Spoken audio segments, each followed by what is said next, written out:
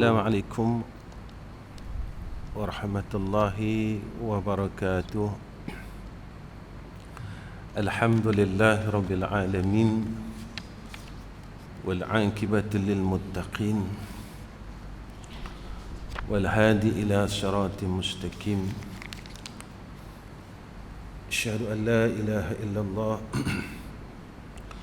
wahdahu la syarika lah wa asyhadu anna Muhammadan abduhu wa rasuluh. Allahumma salli ala sayyidina Muhammad wa ala alihi wa sahbihi wa sallim. Allahumma arzuqna fahman nabiyyin wa hifzal mursalin wa ilhamal malaikatil muqarrabin. Amma ba'd. Yang saya kasihi seluruh barisan jawatankuasa tadbir masjid ini, yang saya hormati dan saya sayangi sekalian hadirin wal hadirat. Mudah-mudahan Allah memberkati kita semua, Allah merahmati kita, dan Allah memelihara kita daripada perkara yang Allah tidak redha. Tuan-tuan yang dirahmati oleh Allah Subhanahu wa taala, lebih dahulu saya minta keizinan kepada tuan-tuan dan orang yang lebih arif daripada saya, kerana saya bukan di kalangan orang alim, bukan di kalangan orang yang banyak ilmu, dan boleh katakan tak ada ilmu. Jadi kedatangan saya pada malam ini sebenarnya bukan untuk memberikan kuliah, mengajar dan sebagainya, tapi sekadar kita menghubungkan silaturahmi, yang mana mudah-mudahan kita termasuk dalam golongan yang disebut oleh Rasulullah sallallahu alaihi wasallam besok di yaumul mahsyar, yauma la zilla illa zillu. Tidak ada naungan, tidak ada perlindungan melainkan lindungan arasy Allah. Salah satu golongan yang disebut oleh Rasulullah sallallahu alaihi wasallam, mereka yang bertemu kerana Allah dan mereka yang berpisah kerana Allah. Dalam hadis itu Sayyidina Rasulina Muhammad sallallahu alaihi wasallam menyatakan golongan pemuda. Maka Ibn Hajar menyatakan tentang status pemuda ini, iaitu orang yang berumur di bawah 40 tahun. Jika dilihat kepada hadis itu, seolah-olah kita macam tak ada peluang langsung, sebab kita umur kita dah lebih 40. Tetapi kita berharap dengan rahmat Allah, kerana waktu kita umur di bawah 40, Allah tak pilih kita, dan kita tidak ada di tempat-tempat ini dengan kesibukan keduniaan yang kita cari, yang kita ligan daripada mula akil balik. Allah sibukkan kita, istighalkan kita dengan perkara itu. Tetapi kita bersyukur dengan Allah dan berterima kasih, kerana di saat umur kita melebihi 40 tahun, ataupun yang disebut oleh Ibn Hajar, iaitu umur yang digelar sebagai syekh, orang tua, Allah masih memberikan kita ruang ini supaya saki-baki umur kita yang telah kita rugikan pada awalnya, yang telah kita buang macam tu saja pada awalnya, tetapi dengan rahmat Allah, dengan kasih sayang Allah, dengan sifat Rahman dan Rahim Allah, Allah masih bagi kita peluang. Dan inilah sebesar-besar rahmat daripada Allah Subhanahu wa ta'ala. Kita amat berharap mudah-mudahan golongan yang disebut oleh Rasulullah yauma la zilla illa zilluh itu kita termasuk dalam salah satu daripadanya, insya-Allah. Tuan-tuan yang dirahmati Allah, pada malam ini tuan-tuan saya nak bawa diri saya, anak-anak saya yang sama-sama dengan saya pada malam ni, isteri saya, khususnya, dan juga tuan-tuan yang hadir, berkenaan dengan satu kisah yang diceritakan oleh Hasan Al-Basri. Hasan Al-Basri menyatakan kepada kita, suatu hari dia berjalan di kota Basrah, la Baghdad. Ada seorang pemuda, dia bertemu dengan seorang tabib, la doktor lah. Dia jumpa dengan tabib ini, dan dia bertanya kepada tabib ini, wahai tabib, dia kata, apakah engkau mempunyai ubat yang boleh membasuh dosa dan mengubat penyakit-penyakit hati? Tuan-tuan, penyakit hati ni orang takkan ambil tahu, dan orang takkan simpati dengan kita. Jika kita ada sifat riak, tak ada siapa yang simpati dengan kita, dan tak ada siapa yang cadangkan ubat dekat kita. Tapi kalau kita sakit kencing manis, orang akan bagi takziah dekat kita, dan orang akan cadangkan yang ni ubat dia, yang ni ubat dia, yang ni doktor yang terbaik. Tetapi penyakit hati yang duduk bergelumang di dalam jiwa kita, tidak ada siapa pun yang kasihan kat kita, yang memberikan cadangan apa-apa dekat kita, yang memberikan obat dan yang memberikan cadangan doktor yang terbaik untuk mengubati hati kita yang penuh dengan penyakit. Sebab itu ulama menyatakan manusia ini dia sibuk meninggalkan sesuatu perkara yang diharamkan oleh Allah, tetapi dalam masa yang sama dia melakukan perkara yang diharamkan oleh Allah. Dia tak tinggal semayang, tuan-tuan, sebab dia tahu semayang tu haram. Meninggalkan semayang tu haram. Melakukan semayang tu wajib. Meninggalkan semayang itu haram. Dia tahu, tuan-tuan, dan semua orang tahu.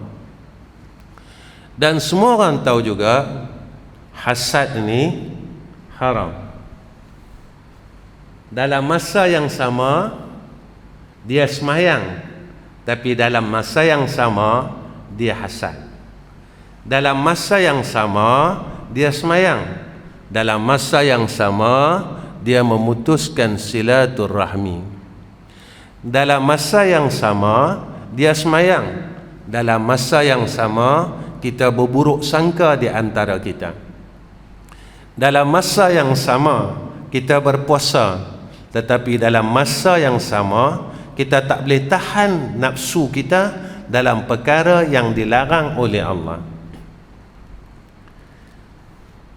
Jadi wajib kita buat, haram pun kita buat. Ada perkara yang hati kita sendiri tak nampak. Sama juga, tuan-tuan, orang nampak dosa semayang. Kalau tinggal semayang, dosa besar. Tapi orang tak nampak dosa meninggalkan mengaji fardhu ain. Nabi sebut dalam hadis, menuntut ilmu itu fardu atas tiap-tiap orang yang Islam, laki-laki dan Islam perempuan. Lalu kita tanya, kita start mula mengaji umur berapa? Sebab itu ulama dia sebut dalam kitab Pelita Penuntut, barang yang berhubung kepada yang wajib maka dia jadi wajib. Jika kita start mula mengaji pada umur 50 tahun, bermakna daripada akil balik sampai umur 50 tahun kita melakukan dosa yang besar. Sebab dia fardu ain. Kalau kita start mula umur 40 tahun baru kita nak mengaji, maknanya kita dah meninggalkan dosa mengaji ni sama macam kita telah meninggalkan salat. Orang tak nampak dosa tinggal mengaji ni tuan-tuan. Orang tak nampak dosa meninggalkan belajar ilmu tauhid. Orang tak nampak dosa meninggalkan belajar ilmu fiqh. Orang tak nampak dosa meninggalkan belajar ilmu tasawuf. Sebab apa? Sebab apabila hati kita mula ada penyakit pada waktu itu, kerana ia perkara yang fardu ain, dia tak serupa dengan salat berjamaah. Salat berjamaah fardu kifayah. Di dalam satu qaryah, jika sekurang-kurangnya ada 2 orang, kata ulama, selesai fardu kifayah. Dalam satu waktu, jika tidak ada di dalam qaryah itu tertegaknya salat berjamaah, maka satu qaryah akan masuk neraka Allah. Maka orang ingat, perkara ni ringan. Itu salat tuan-tuan. Belum fardu-fardu kifayah yang lain.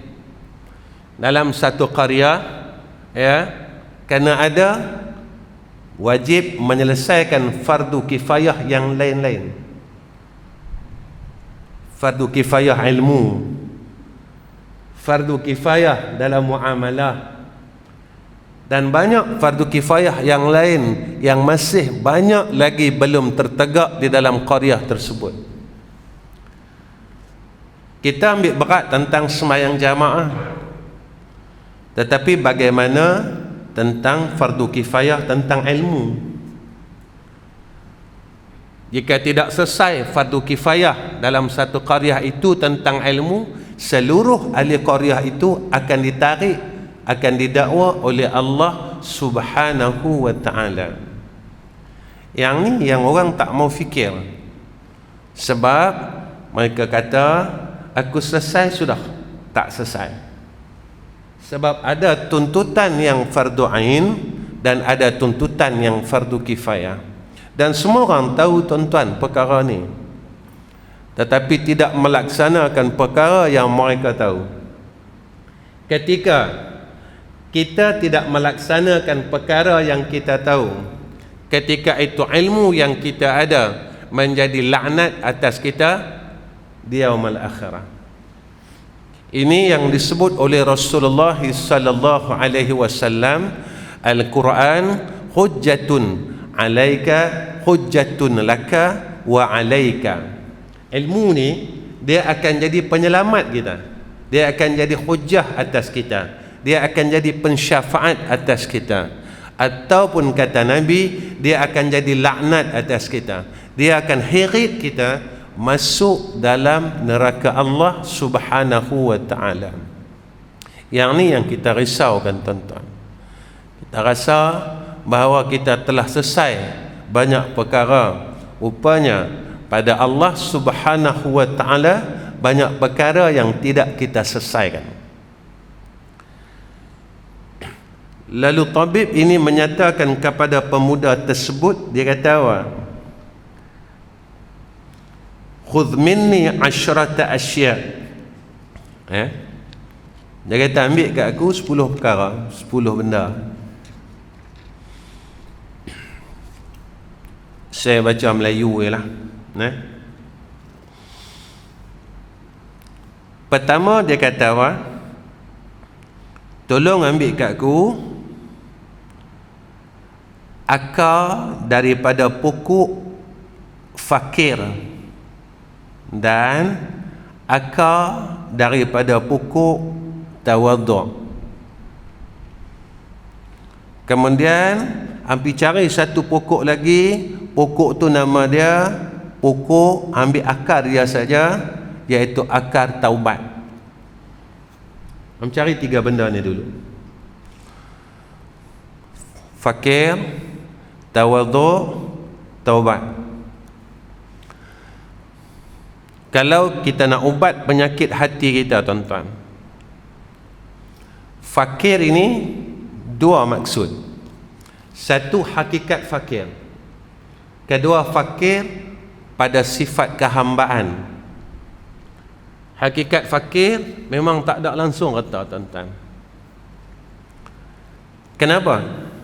Nabi SAW bersabda, manusia ini dia akan hampir dengan Allah Subhanahu wa taala 2 keadaan. Satu, ketika dia fakir, dia susah. Kedua, ketika dia sakit. Ketika dia susah, dia akan dekat dengan Allah, dia akan cari Allah, dia akan munajat dengan Allah, dia minta tolong dengan Allah. Tapi bila ketika dia senang, pada ketika itu dia mula lupa siapa Allah, siapa yang memberikan dia harta selama ni. Hakikat dia mudah, tuan-tuan. Kalau kita rasa apa yang ada pada kita ini adalah milik kita, mana milik kita waktu kita masuk dalam liang lahat? Kalau kita kata kita punya, dan kita terlupa waktu kita mai dulu, sewaktu kita dilahirkan, kita telanjang, tuan-tuan. Satu retam tak ada, satu ilmu pun tak ada. Sebab itu kata orang tua, wa asal balik asil. Ketika kita hidup ini, Allah kurniakan kepada kita nikmat demi nikmat, kita mula rasa sombong. Bila kita ada harta, ketika itu kita mula memiskinkan orang lain. Bila kita ada ilmu, pada ketika itu kita mula membodohkan orang lain.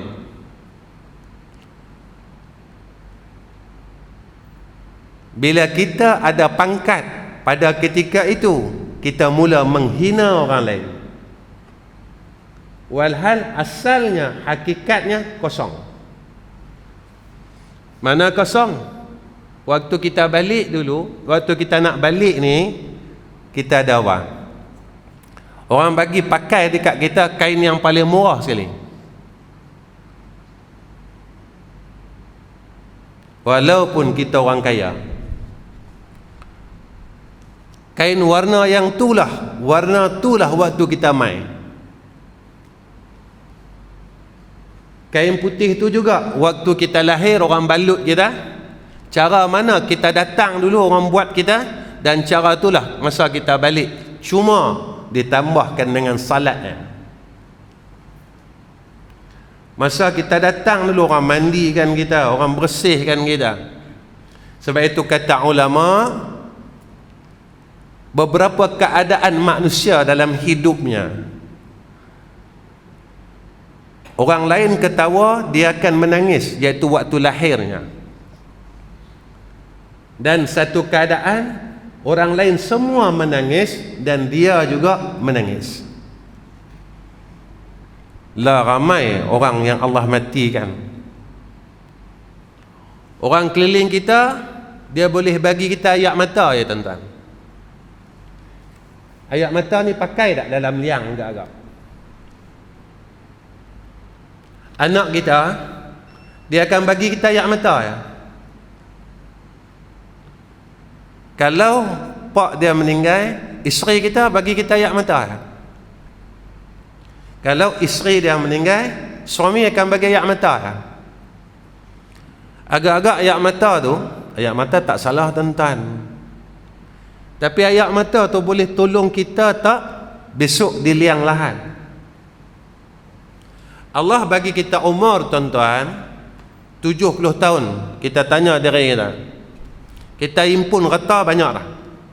Tanya tanah banyak gelung. Duit banyak ribu. Kulhu berapa ribu?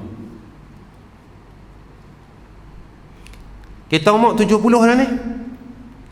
Kita tanya, kita himpun kul huwallah berapa ribu? Daripada mula akhir balik sampai lah. Ada 100 ribu lah tuan-tuan. Tuan-tuan tanya, tuan-tuan jangan jawab. Tuan-tuan tahu apa tuan-tuan buat dan saya tahu apa saya buat. Duit yang kita himpun 7-80 ribu tu, yang balas waris kita. Yang himpun kita, yang penat-penat duk himpun ni, duk simpan dalam tabung haji, ada orang duk simpan dalam ASB lah, apa pernah bank sekalipun. Bila kita balik, yang duk balas ni anak-anak kita.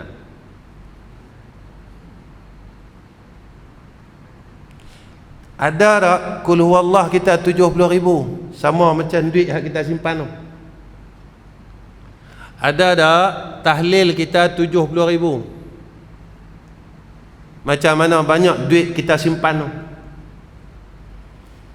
Kita nak harap orang bagi tahlil kat kita. Zaman lah macam-macam. Ada orang kata tahlil ni Nabi tak buat lah, apalah, lalu orang pun tak mau buat. Kita harap daripada orang, lalu orang kata orang pun tak mau buat sebab macam-macam pendapat lah. Zaman lah zaman orang kuih malah. Sebab Nabi nyatakan sedemikian, besok akhir zaman umat aku, Nabi kata apa? Umur dia pendek dan badan dia lemah. Umur pendek yakni cepat pi.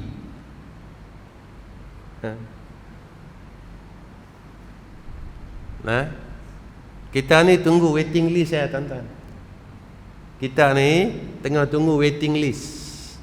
Kawan-kawan kita semua pirang. Kita ya tunggu. Tunggu tak tahu bila. Fa idza jaa ajaluhum la yastakhiruna sa'atan wa la yastakdimun. Suka mati ke, tak suka mati ke, pasti mati. Berani mati ke, takut mati ke, pasti mati. Yang kena fikir kat kita, macam mana aku mati. Bukan fikir mati. Mati sebab apakah? Mati. Mati sebab jantung kah? Mati. Mati sebab COVID kah? Mati. Mati sebab kencing manis kah? Mati. Tapi macam mana aku mati? Dan aku nak mati ni, aku dah buat apa?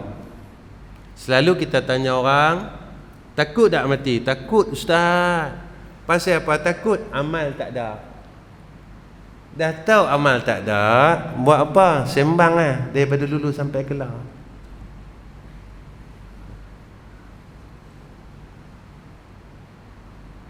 Kita tahu amal tak ada, tapi kita buat apa?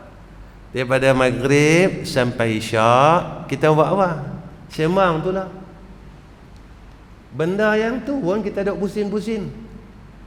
Benda yang tu kita duk pusing. Kita duk cerita hak 10 tahun dulu pun cerita tu juga, hak minggu lepas pun cerita yang tu juga. Jadi cerita dia pusing tu. Kita kata kita nak baca Quran, mata saya rabun ustaz. Suruh semayang sunat, lutut saya tak apa nak bagoi. Ya tak? Ada mulut buat apa?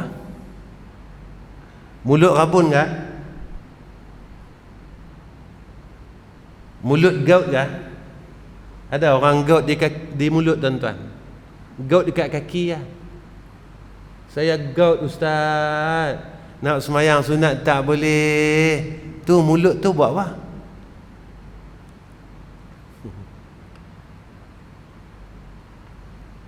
Mulut kita dalam satu hari satu malam berapa banyak kita sebut Allah Ta'ala. Sebab yang ni nak bawa masuk piliang tuan-tuan, nak bawa masuk jadi kawan kita, menjadi teman kita. Sebab Nabi kata lagu tu, orang yang masuk liang lahat, yang pi hantar dia 3. Yang kawan dia dalam dunia masuk liang lahat, yang pi hantar dia 3. Harta duduk dalam rumah, bertengok. Harta kita duduk, kita keluar rumah dia tengok padam muka. Anduk penat-penat, himpun aku tinggal, aku tak ikut hang. Anak isteri kita sampai tepi liang lah, anak-anak tak mau masuk dalam liang, kotak tuan-tuan, kerja di pekan-pekan, dia tak mau masuk dalam liang macam kita dulu kan. Dia bagi kat orang masjid masuk. Orang masjid dah tua-tua ni. Dia kata, kamu tak lama nak masuk liang, hang masuk dulu ke tak? Muda-muda tak mau tuan-tuan turunkan jenazah ayah dia, jenazah ibu dia. Pas kita turun, pas kita kena kambui, dia bawa balik. Siapa yang duduk sekali dengan kita?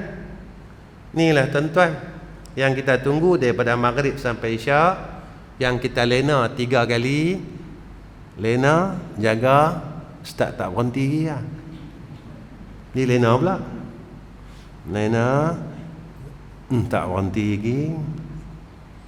Saya ada satu masjid tuan-tuan, sampai waktu isyak ada satu orang tua, dia duduk di luar, dia tunjuk kat saya jam tangan. Dia suruh saya berhenti. Tuan-tuan, zaman dulu benda ni tak berlaku tuan-tuan. Sebab kenapa saya cerita lagu tu? Saya mula mengajar di masjid ni tuan-tuan tahun 1989. Kitab hak saya buka mula-mula, kitab Bidayatul Hidayah, kitab Tauhid. Orang dulu mengaji tuan-tuan lain dengan orang lah. Beza tuan-tuan. Dulu kami mengaji sampui-sampui ni tak ada. Dia pusing kot tin Milo. Jadi kita tahu mana Pak Ji yang kedekut, mana Pak Ji yang tak kedekut. Hak bunyi deras tu kedekut lah. Sebab dia masuk duit siling. Ni kedekut ni. Pakai kereta Datsun 120Y, siling 5 rupang. Macam tu. Batu orang dulu dia bubur pakai tin Milo, dia pergi pusing. Yang tu dia bagi kat ustaz. Kalau kampung-kampung boleh RM5 kami tu. Pusing dulu. Seronok tu mengajak tuan-tuan. Sebab kami dulu mengajak bukan pasal sampui dah. Kerana silaturahmi. Masa dulu mengajak bukan pakai gerek tuan-tuan, saya pakai motor lah. Set-set kami bukan set wali. Kalau wali ialah habis minyak kencin. Kita bukan set wali punya, kita pi Shell juga masa tu. Pi Shell, pi Caltex juga isi minyak. Tapi janji Allah, apa yang disebut oleh Rasulullah sallallahu alaihi wasallam, orang yang belajar dan orang yang mengajar, apa kata Nabi? Kafalahu rizqahu, rezekinya dijamin oleh Allah. Tang situ iman, tang situ akidahnya. Jadi bila kita nak baik tuan-tuan, hati kita nak mula bersih, cari akar fakir, akar tawaduk. Pasal apa? Tabib ini suruh kita cari akar tawaduk, sebab sombong ini menyebabkan kita tak boleh masuk syurga Allah. Nabi sebut dalam hadis yang sahih, jika ada di dalam hati kita sebesar zarrah. Zarrah ni tuan-tuan, sebutir pasir, tuan-tuan pecah bagi 1000. Yang tu halisnya zarrah. Agak-agak kita lepas agak-agak semayang senang tuan-tuan, nak buang sombong susah. Puasa senang, puasa Senin Khamis. Nak buang sombong susah. Ya. Kita Senin Khamis puasa tuan-tuan. Kadang-kadang kita puasa 3 bulan tu. Rajab, Sya'ban, Ramadan. Dia dah. Siapa yang tak kata kat orang dalam bulan ni? Cuba. Tak kata kat orang langsung.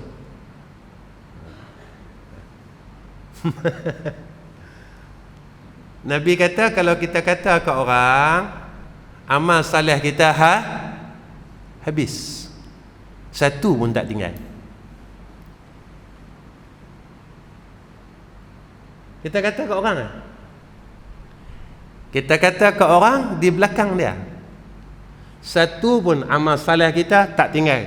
Maka amal salih kita seluruhnya kita bagi kepada orang yang kita kata. Tapi kita rasa kita ada amalan kan. Kita rasa hakikatnya kosong. Sebab apa? Sebab yang ni maksiat yang kita sendiri tak pandang, yang kita sendiri tak mau tengok. Apa kata tabib ni? Jika telah ada 3 akar ni tadi, fakir, tawadhu', taubat.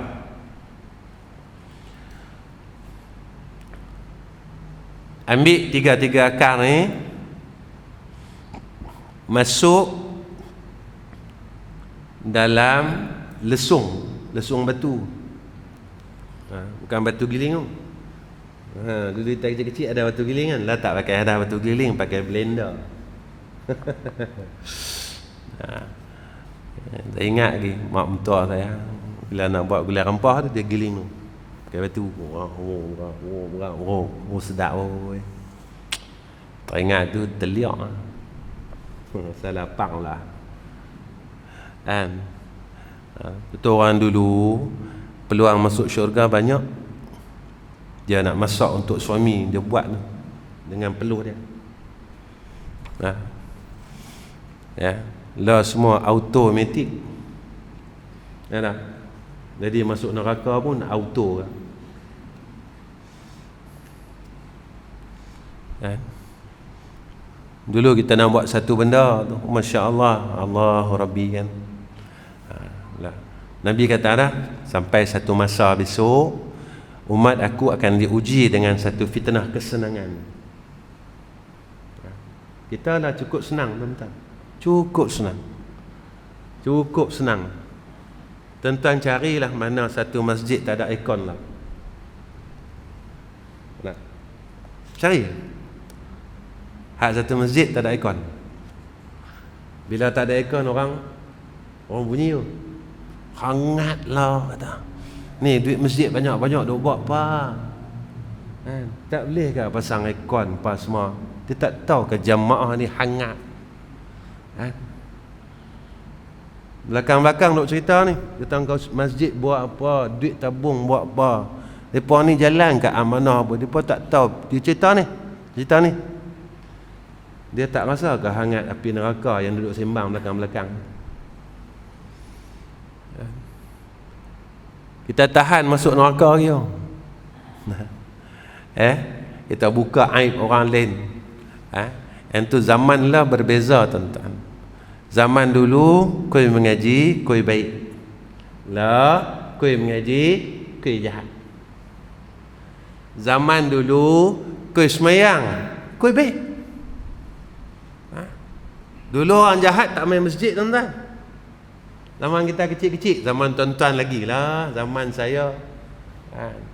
Zaman saya pun, saya jumpa orang main masjid ni semua orang baik-baik. Kan?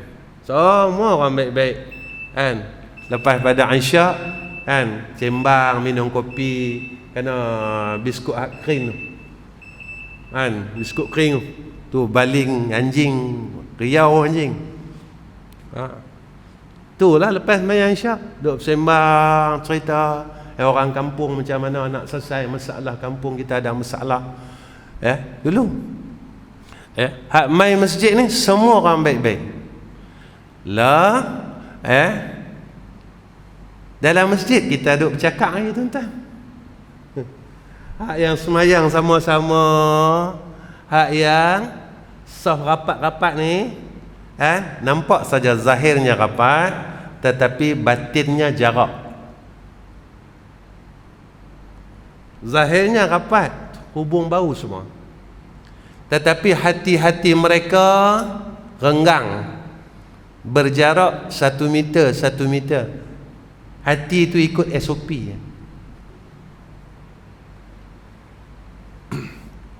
Orang duk Riau salat renggang, pasal apa ni? Tak ikut sunnah.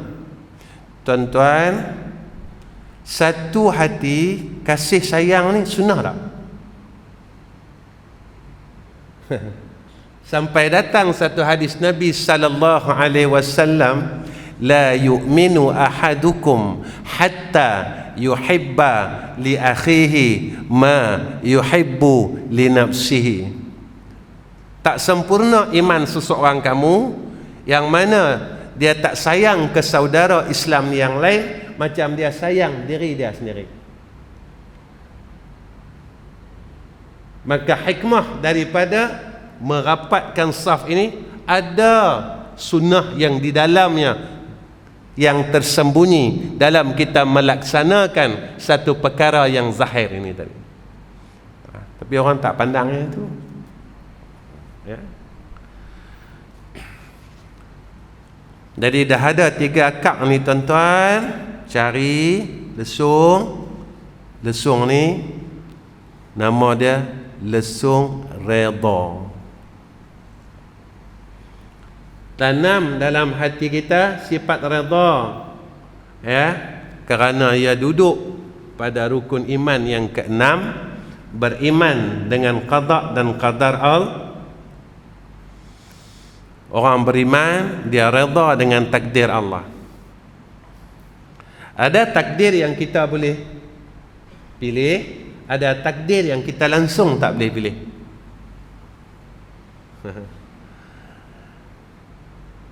Takdir yang kita tak boleh pilih, Allah telah lahirkan kita daripada bangsa Melayu. Tak boleh pilih tak tuan-tuan dalam perut? Aku nak mak aku orang putih. Boleh tak? Aku tak maulah lahir mak Melayu, pak Melayu kata. Aku nak kulit aku putih merah-merah sikit macam orang Amerika tu. Boleh tak? Pilih. Tak boleh pilih. Ada takdir yang kita sendiri tak boleh pilih, tapi ada takdir yang boleh pilih. Betul, Allah bagi kita akal dan Allah bagi kita ilmu. Dan ketika itu Allah telah kurniakan kepada kita petunjuk jalan yang mana betul, yang mana salah. Yang ni kena jaga-jaga tuan-tuan. Kadang-kadang kita tak redha dengan takdir Allah. Kita sendiri tak redha dengan takdir Allah. Kita tak balik kepada yang mentakdirkan. Ya. Kita redha tang mana? Kita redha tang mati redha. Mati semua orang redha tuan-tuan. Tu pun zaman lah ada orang yang tidak redha dengan kematian. Ya. Ada orang tak redha dengan kematian. Mati orang redha. Hilang duit redha tuan-tuan. Tuan-tuan mai malam ni nak keluar masjid tak pergi, motor tuan-tuan hilang. Boleh tak redha? Apa nak buat? Dah takdir. Macam orang meninggal tu lah. Boleh tak rasa tu? Kan? Apa nak buat? Dah sampai masa. Boleh tak kata gitu? Keluar tuan-tuan, motor hilang, motor baru beli minggu lepas. Dah tengok motor kita tak ada, tinggal nak kunci lah. Alhamdulillah kata. Apa nak buat? Inna lillahi wa inna ilaihi raji'un. Dah sampai masa. Boleh tak? Kalau kita hingak dulu. Siapa yang duk ambil motor aku ni, manalah pencuri duk main masjid, nampak soleh. Tuan-tuan, agak-agak kita ni tak pernah mencuri tak? Pernah? Kita pergi masjid, kita pakai kasut, kita pun nak pergi jamban. Ketika kita nak pergi jamban, kita pakai kasut orang. Agak-agak dapat pahala ke dapat dosa, tuan-tuan? Apa takrif curi? Curi ni ambil barang orang tanpa izin. Sebab kita orang saleh, kita curi cara orang saleh, kita pinjam sah, pulang balik. Ini pencuri yang saleh. Tapi dosa curi dah sama. Tapi kita tak nampak benda tu.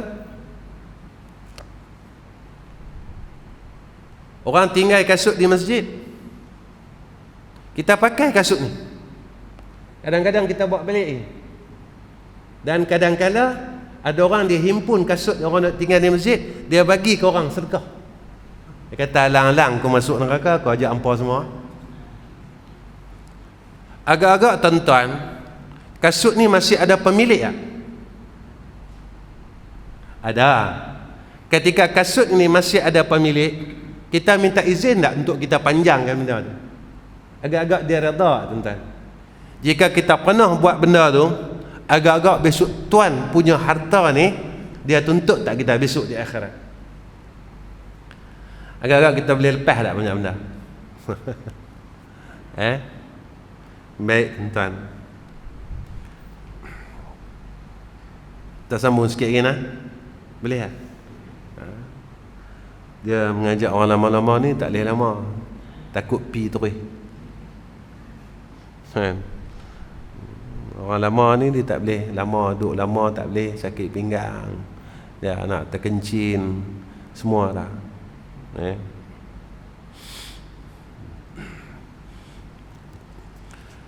Kemudian apa kata tabib ni tadi? Hang kena ambil anak batu dia, nama anak batu dia qanaah. Jangan tamak. Zaman orang yang mula tamak dengan keduniaan. Lah tuan-tuan, macam-macam berlaku. Kan? Adik-beradik bergaduh sebab harta pusaka. Kan? Tidak amanah dalam pembahagian harta. Dan Nabi kata akhir zaman besok orang dah tak kira di mana sumber rezeki itu, sama ada halal ataupun haram. Yang ni kena jaga tuan-tuan. Zaman inilah zaman bahawa orang mula hubbud dunia. Nabi sebut dalam hadis, besok akhir zaman umat aku akan terkena satu penyakit dipanggil penyakit wahan. Wahan ini sayang kat dunia, cinta dekat dunia, takut mati. Dan penyakit itu telah merebak pada hati-hati manusia. Nabi pesan lagi, sebanyak mana kita sayangkan dunia, sebanyak itu sakitnya mati. Lagi kita sayang pada dunia, lagi sakit mati esok tuan-tuan. Baik. Kemudian apa kata tabib ni? 3 akar tadi dah tumbuk bagi halus, kata dia, pi ambil kuali takwa.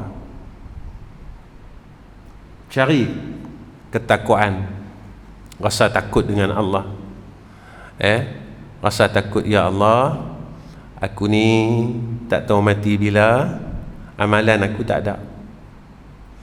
Aku tahu amalan aku tak ada, tapi aku tak himpun amalan aku. Itu saya kata, tuan-tuan, umur yang Allah bagi kat kita, himpun bagilah.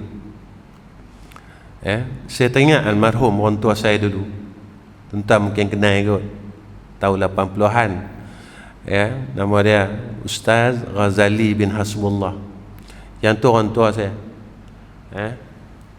Dia pesan kat kami tu, besok kalau hampa mati, tak ada siapa boleh tolong. Himpun darilah Al-Ikhlas 100,000, dia kata. Tahlil 100,000, tasbih 100,000, selawat 100,000.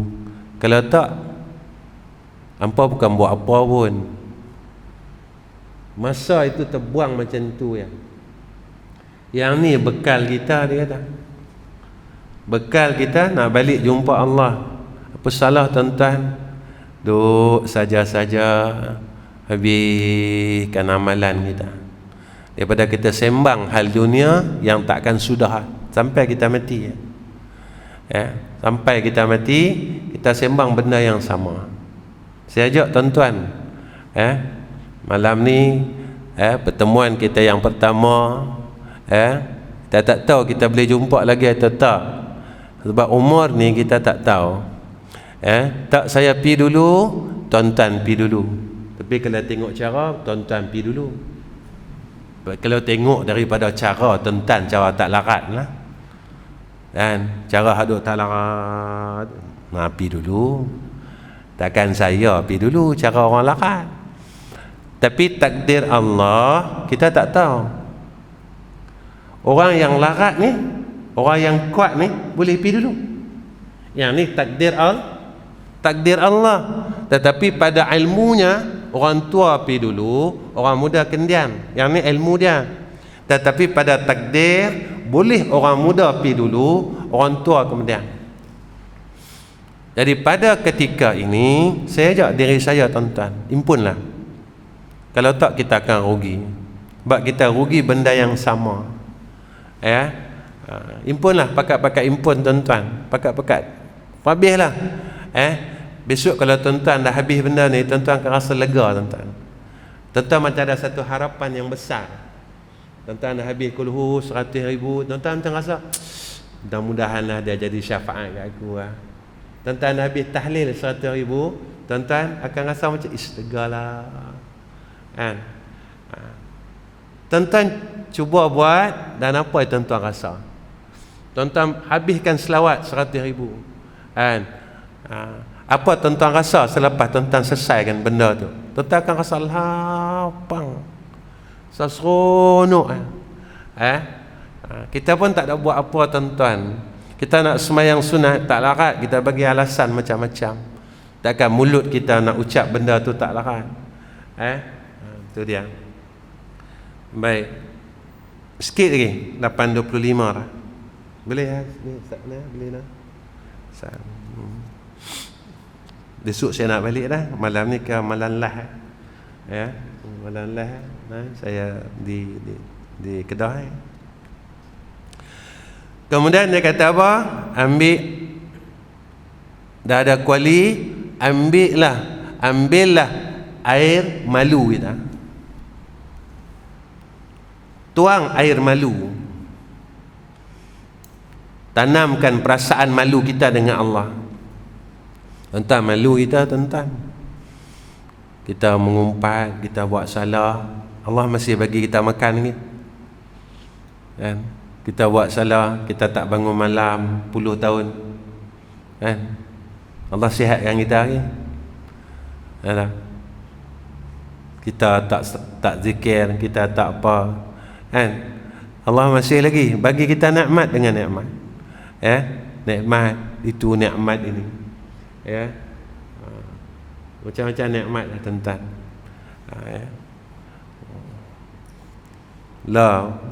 Dah boleh buka umrah. Orang lah tak macam orang dulu. Orang dulu pergi umrah tak kira janji boleh sampai. Orang lah dia tanya hotel kat mana, berapa bintang. Tak ada bintang tak mau. Lah, dekat ke jauh? Tanyalah. Lah, saya buat haji tahun 93. Kami sewa bilik tuan-tuan. Bilik tu 30 rial semalam. Sewa tilam. Tilam ni. Tilam tebal ni. Tilam sewa semalam 5 ringgit, 5 rial. Masa tu duit kita tinggi lagi. Duit kita 1,000, duit Saudi 1,700, 1,900. Masa tu. Tahun 93 saya buat haji tahun 93. Tapi saya tak boboh lah haji tahun tu. Sebab Tok Guru saya kata Nabi Muhammad buat haji, adakah haji kat Nabi Muhammad? Tak ada. Saya kata tak ada, hang jangan boboh. Aku pun 50 kali haji lah. Tok guru saya 50 kali haji. Dia duduk di Makkah itu 50 tahun. Aku 50 kali haji. Orang tak panggil aku haji lah kata. Orang lah tak panggil haji marah. Kan? Tak panggil haji marah. Habis 11,000 tak panggil haji kata. 11,000 kata. Kan? Bukan sikit mahal aku pergi haji, 11,000. Kan? Kita terlupa nak panggil dia haji, dia marah. 93. Dulu buat haji tuan-tuan, Allah seronok. Seronok tuan-tuan. Seronok sangat. Tapi ni zaman akhir mutakhirin. Siapa yang buat haji zaman awal dulu seronok. Kan? Tahun 90-an dulu siapa yang buat haji, dia pergi Masjid Haram. Saya dah kono kot lihat dah. Ni nak kira nak tutup lah. Ada berapa lagi tapi nak tutup dah. Kalau kita pergi Masjid Haram dulu, masya-Allah, masuk saja teringin suasana buat ibadat ni dia timbul. Sebab apa tuan-tuan? Kiri kanan kita semua orang buat ibadat. Perasan tak? Kalau awal-awal dulu. Zaman lah ni jangan tengok. Lah ni kalau kita masuk, semua teringin nak selfie. Kan? Tak teringin nak sembahyang sunat, tak teringin langsung sebab semua orang tangkap gambar. Kan? Jadi suasana ni mempengaruhi keadaan kita. Dulu kalau awal 90-an, kalau kita masuk saja Masjidil Haram ini, Allah seronoknya masuk tu, kira nak sembahyang saja lah. Maghrib sampai Isyak tu kita boleh balas sampai 20 rakaat tuan-tuan. 20 rakaat. Kan? Lah tak boleh dah. Bukan tak boleh, bukan tak ada orang ada. Kita nak masuk rakaat yang keempat, orang duk selfie depan kita. Kita baca Fatihah sambil senyum. Senyum. Gamak nak masuk. Kan? Lah semayang pun jadi tak seronok tuan-tuan. Lah semayang jadi tak seronok. Sehingga kan Imam Masjidil Haram ni pernah menegur akan jamaah-jamaah yang suka tangkap gambar. Dia sebut tentang inilah akhir zaman, dia kata zaman dana akhir yang sangat, dia kata. Kerana orang yang datang melaksanakan umrah ini dan haji ini ada seperti mana yang disebut oleh Nabi kita Muhammad sallallahu alaihi wasallam, 3 golongan orang yang melaksanakan haji dan umrah. Satu, Nabi kata kerana perniagaan. Dia pergi itu sebab berniaga. Siapa pergi umrah dulu? Dan 1,700. Dan Haji pergi Dan pergi 1,700. Saya 1,700 je. Dengan ada tiket kapal terbang. Sampai dia naik 2,500. Lah tak ada 9,000 jangan pergi. Tak ada 9,000 jangan duk gagah. Saya pergi daripada 1,700. Duit tiket dengan duit hotel semua. 1,700. Naik 2,500 macam tu. Aduh. Yang kedua, apa kata Nabi sallallahu alaihi wasallam, yang pi tu Nabi kata pelancong. Nabi kata. Cara depa cara melancong. Baitullah banyak pi ziarah lagi. Pi sana, pi sini, pi sana, pi sini. Kan? Orang nak melancong. Dan banyak tangkap gambar ni. Dia tuan-tuan tengok tawaf lah buat live tu. Tawaf buat live. Kalau kita tengok di antara syarat tawaf ni, syarat sah dia, kalau kita buat selain daripada pekerjaan tawaf, batal lah. Orang duk mengaji lah. Agak-agak ni buat live ni dia masuk tak pekerjaan tawaf?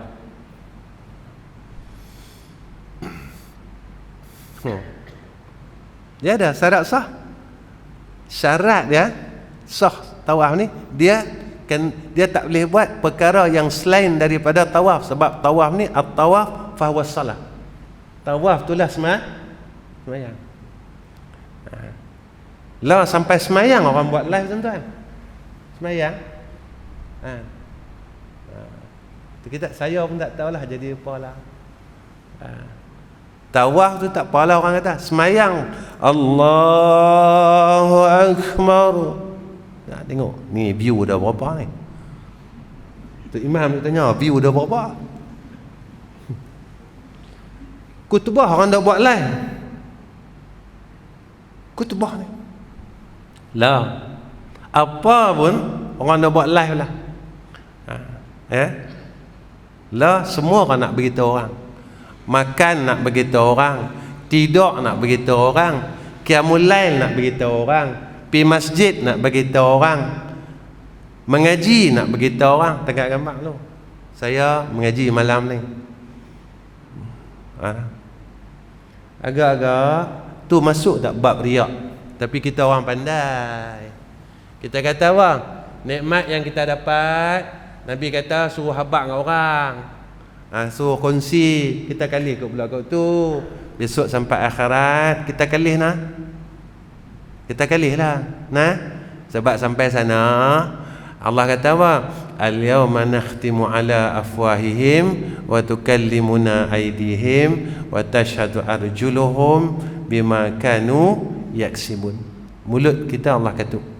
Jadi setakat ni saja tuan-tuan yang saya boleh kongsikan dengan tuan-tuan pada malam ni. Minta maaf 8.35 saya ambil masa yang panjang.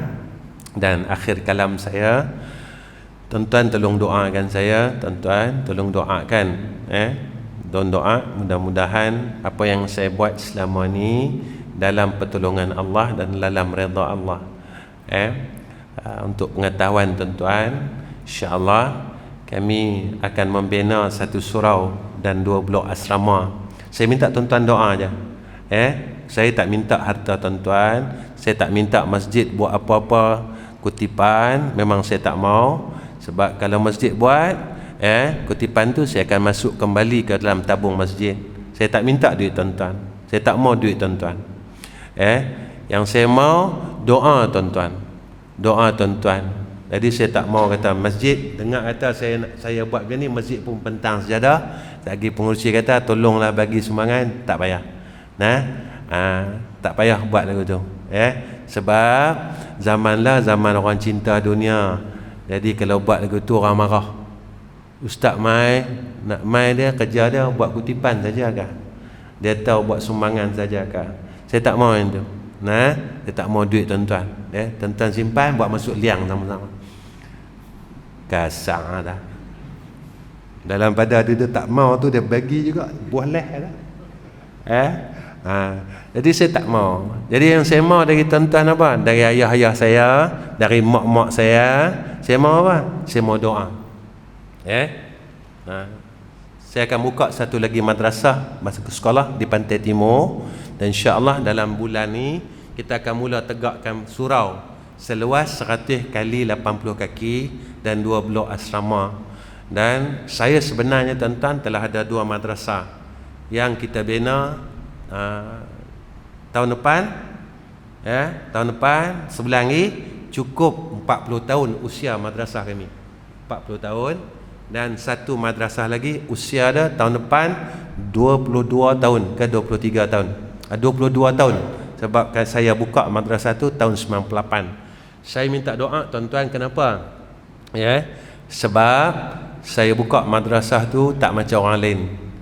Saya tak minta yuran tiap bulan dengan pelajar saya. Nak bagi-bagi, tak bagi tak apa. Jadi saya tak minta semua, bukan asnaf saja ke, fakir ke, orang kaya pun saya tak minta. Pak dia pakai Honda pun saya tak main minta. Abang nak, Ustaz berapa yuran Ustaz? Tak apa. Abang nak bagi-bagi, tak bagi pun tak apa. Saya tak minta. Sebab bukan itu cara saya nak buat madrasah. Saya bukan buat madrasah yang tu niat saya. Saya buat madrasah sebab saya nak bantu orang lain. Pelajar Ustaz tak ramai ke? Tak ramai tuan-tuan. Takatlah kemasukan hak baru, insya-Allah lebih kurang 250 orang. Tak ramai budak-budak. Sekolah lain 2,500, saya tak ramai, takat 250, dan dia pi 300, yang tu lah. Kadang-kadang 150. Tuan-tuan tolong doa ya. Mudah-mudahan asbab apa yang saya buat ni, saya boleh masuk syurga Allah dan menjadi amal soleh saya. Alhamdulillah. Alhamdulillah. madrasah kami, guru dia semuanya, tukang masaknya, wardennya daripada bekas pelajar saya. Yang mana mereka bersama-sama dengan saya, ada yang hampir 20 tahun tak mau balik, nak duduk sama-sama dengan saya kawinkan, mereka dah ada anak, saya jaga mereka macam anak saya sendiri. Jadi tuan-tuan tolong doa, sebab madrasah kami tak pakai guru luar. Sebab saya pernah jadi dalam hidup saya, pada seawal saya buka madrasah, saya panggil guru luar, tuan-tuan. Ni keluhan hati seorang yang membuka madrasah. Kita panggil guru luar, tuan-tuan.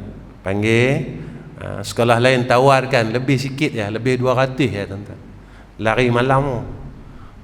Tahu esok tak ada. Telefon ada. Minta maaf lah, kata sekolah tu tawarkan sikit lagi, kata lagi ustaz tak mau begini, kata.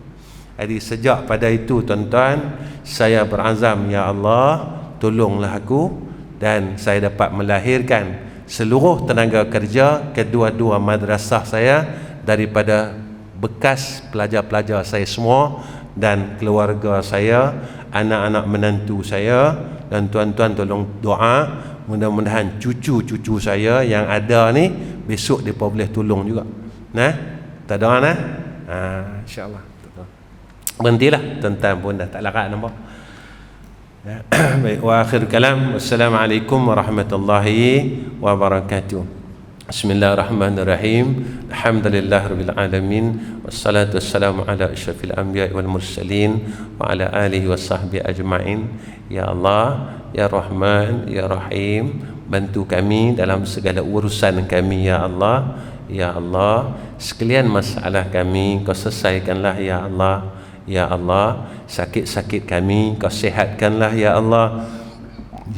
Ya Allah, kami mohon ke hadrah-Mu, ya Arhamar Rahimin. Beri kekuatan atas kami untuk berbuat amal saleh. Beri kekuatan atas kami untuk meninggalkan kejahatan dan kemaksiatan. Ya Allah, sakibaki umur kami yang kami sendiri tak tahu ada berapa hari lagi, ya Allah. Kami mohon jadikanlah Allahu akhir-akhir umur kami dapat buat amal saleh, kami dapat buat kebajikan, dan tolonglah terima amal saleh kami, ya Allah.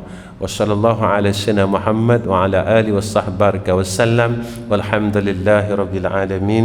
Taqabbalallahu minna wa minkum.